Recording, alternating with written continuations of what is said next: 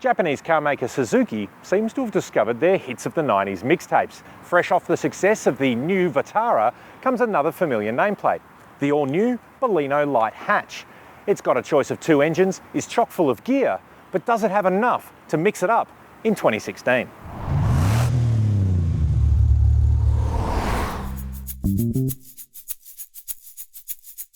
Now, the 5-door Baleno is about the same size as a Toyota Yaris, but it does seem a bit bigger. Have a look at this. Back here, there's a 355-litre boot, which is roughly the same as the Yaris's big brother, the Corolla. You get a 60-40 split rear seat, and there's a space saver spare under the floor.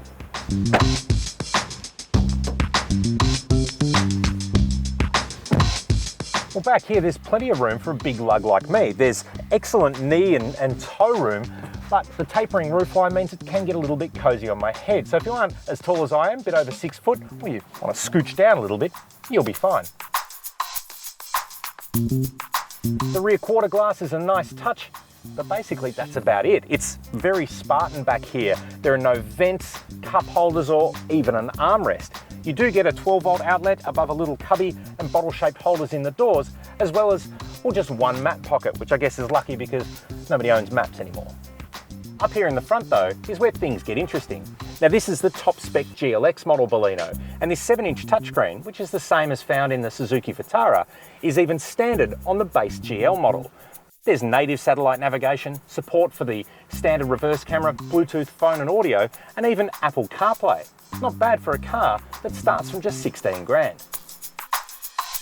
The GLX also scores climate control, keyless entry and start, and a 4.2-inch LCD display between the instruments here, which displays some pretty cool but ultimately useless information, including your history of G-force loading and these really kind of wacky but cool Tron torque graphs.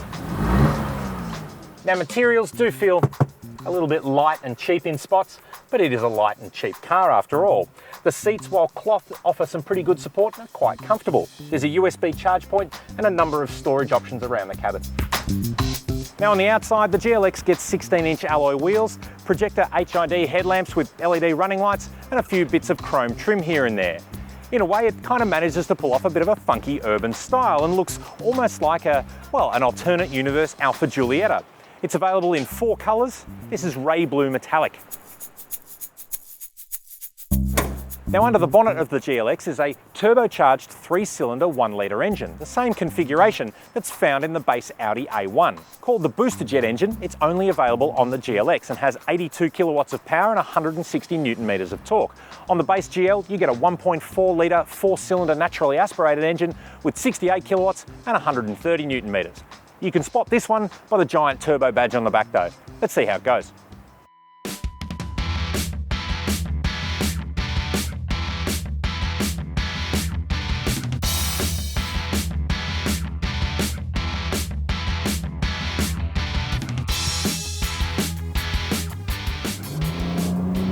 Now the GLX Baleno is actually a pretty zippy thing. That 82 kilowatts of power might not sound like much on paper, but the car weighs less than a tonne, so it's surprisingly sprightly. And the Booster Jet engine too sounds really cool. It's that really distinctive 3-cylinder thrum that we're used to in a Mini Cooper, and it makes the little Baleno a little bit fun to zap around in. You get a conventional 6-speed automatic gearbox in the GLX, and it's actually a pretty good unit. There are paddles on the steering wheel here if you want to shift yourself, but we've found the car actually selecting and changing smoothly and efficiently enough, particularly around town. One minor bugbear though is the manual select override is just 1 notch lower than D, and you find yourself accidentally putting it back in there, particularly if you're moving out of a parking spot and are basically moving the lever without looking at it. And it can be a bit frustrating because you accelerate away expecting the car to change gears, only to find that it's stuck in first. Now Suzuki claimed 5.2 litres per 100 on a combined fuel consumption cycle, and we're seeing around 6, which is actually pretty good. One word of note though is the car's computer actually displays kilometres per litre rather than litres per 100 kilometres that we're used to, and you have to find yourself doing some sort of on-the-fly mathematics so you don't have a fuel consumption heart attack when you look at the figures. Now the riders impressed us by being comfortable and compliant even over some of Melbourne's less than perfect street surfaces.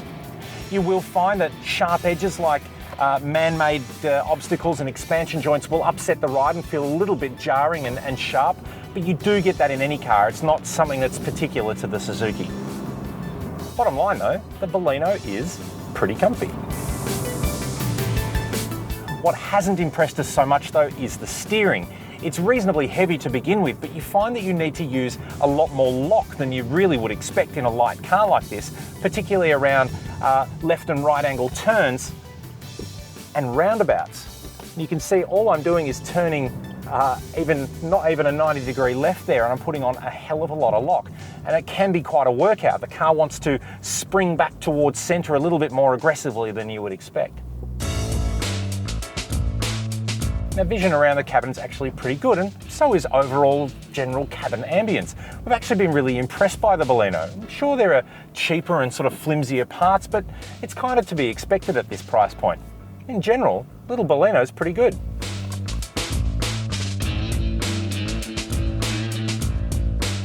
Now, we spoke earlier about the Suzuki being good value, and at this end of the market, value is king.